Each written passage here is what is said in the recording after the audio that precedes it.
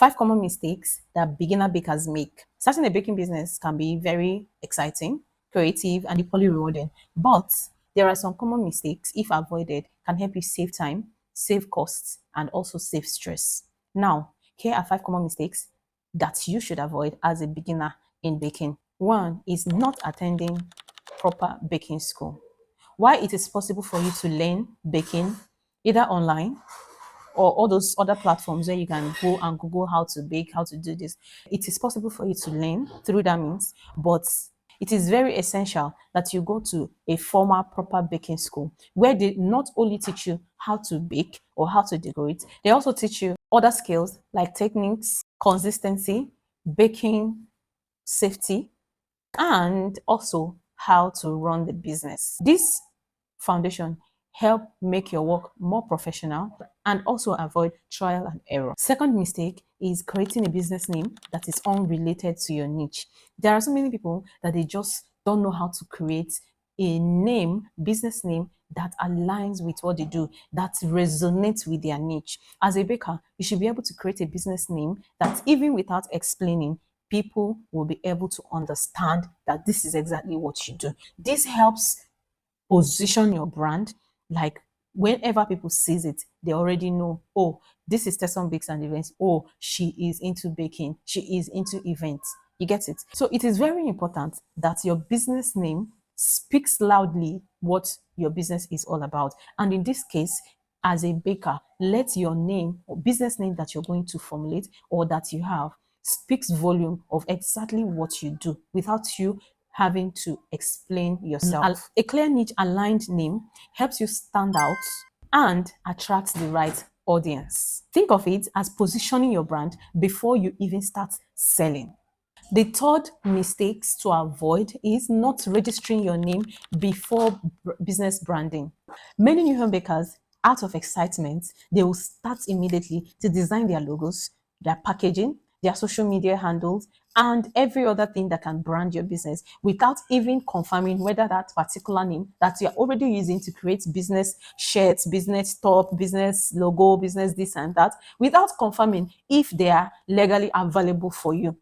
So if you avoid this, it will help you to save, finances, those finances that you're using to do all those things. And then at the end of the day, it will now become a waste. So it will help you to avoid wastes. So if someone else is using that name, what it means is that you're going to start afresh. So trying to register your business name before branding helps you save your energy, save your finances, save stress, and also wastage. Register your business name first before you start doing all those things because that will be the best option for you. That way, you're sure that that business name is legally yours, it legally belongs to you.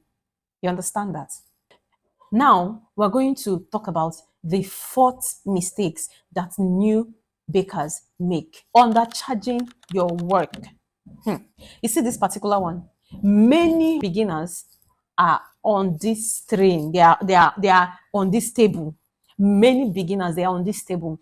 They set their prices very low that it barely covers even the cost of ingredients. Not to talk of other miscellaneous like lights, fuel, other things that covers the cost of producing a cake. So many people, they just want to bake, they just want to make cake, and then they go as low as, and this hurts your business. This, you are thinking that you're making sales, but at the end of the day, when you sit down to calculate your expenses and your gain, you'll find out that you have no gain.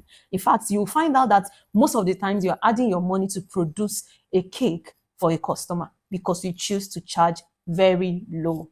So avoid this kind of mistake and know how to charge properly. Know the proper costing so that it will help you to set your price in a way that it will favor your business. Then the fifth and final one for today is going to be preparing your order. Preparing an order without receiving payments or even a deposit. There are a lot of people that are so desperate, a lot of bakers very desperate to make sales that once a customer even say hi, They're already preparing, they're already making plans, they're already going to their oven, their mixer, they're already trying to make the cake without receiving payment. This will never ever favor you as a startup, because at the end of the day, you will be at loss, because sometimes those people that you think they really want to buy because they came to message you and told you, okay, Aisha, I want 8 inches cake. Can I get it tomorrow? And then the person did not say any other thing. Next thing, you're rushing to go and start preparing how to bake the cake. What will happen is this person, this Aisha, can actually come or even not chat you again. Or maybe when you chat the person and she will now say, oh, my brother, my husband have, ordered the cake from somewhere. Sorry, I don't need the cake. Sorry, next time, blah, blah, blah. There are lots of stories like that. And then you cry premium tears. You're going to cry premium tears because now you have wasted your ingredients. You have wasted your energy. You have wasted your time preparing for an order that you do not receive the fee for.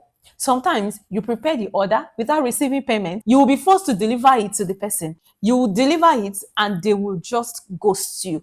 You will have to fight to get the money for your product from this person. So the best way to avoid this situation is to make sure that you receive payment before proceeding to prepare this order.